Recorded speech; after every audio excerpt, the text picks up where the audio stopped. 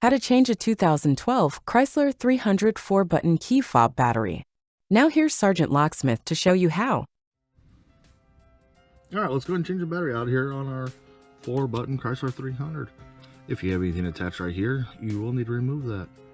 So, with that being said, go and flip your remote over.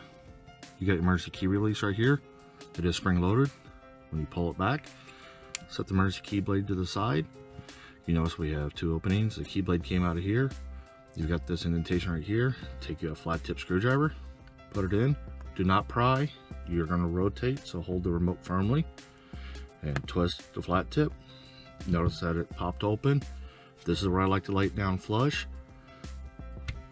And the reason why I suggest that is your circuit board will pop out. If it does, it has a little hole and a plastic that comes up through there. Go ahead and take that same flat tip, come 180, and you'll notice there's an indentation. Put the corner of your flat tip under there, and the battery comes out. And you notice it is a CR2032 battery. This is a new remote, so I'm going to put the battery back in. Reverse process. Push it in, push down. Snap the two together. There you go. You changed it. Hey, thanks again for watching, and let's be safe out there.